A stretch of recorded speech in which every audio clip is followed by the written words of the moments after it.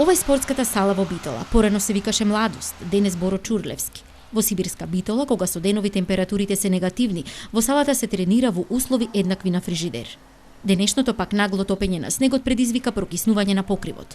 Во вакви услови тренира култниот Пелистер, клуб кој жареше и палеше и во поранешната Јулига, но има и огромно влијание од формирањето на македонската ракометна репрезентација.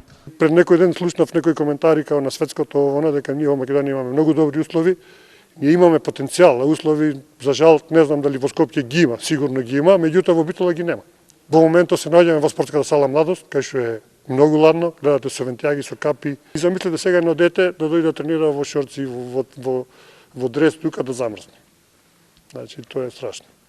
Падот на Битола како најракометен град започнува 2000-та година. Една од неколкуте причини се условите. Битола нема спортска инфраструктура. То стои. Јас се занимавам со работа со мали деца од 2011 и се мачиме со спортски сали, со незагреани, со нечисти. Денес Пелистер не вади цела талентирана генерација како порано. Има изолирани случаи какви што се Дрогришки и Кузмановски кои потпишаа во Металург заради усовршување во далеку подобри услови. Клуб кој денес промовира цели сениорски репрезентации. Се соочивме со екстремно ниски температури. Моментално има некои напори од управата и стручниот штаб.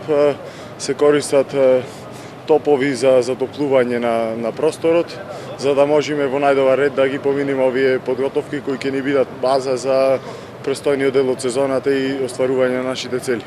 И покрај грејењето топовите, минусна е температурата во дотраената сала додека трае тренингот. Салата е под капата на општина Битола, како и целосното финансирање на клубот. Треба сериозно да се размислува за изградба на нов спортски комплекс, ако сакаме да развиваме спорт кој ќе постигнува резултати, па и врвни ракометари. Па добро, инфраструктурата е рак-рана за битолскиот ракомет. За разлика од пред 20 на години, ЕХФ нормите се далеку по-ригорозни. Главен проблем е тоа шминкање, дотерување, кое што може, но не мора да биде на крајот задоволувачки до обсерваторите на ЕХФ. Битола е горда на фактот што од околу 300 надпревари на македонската репрезентација на меѓународна сцена, само еднаш во 2013 година е одигран меч без битолчанец.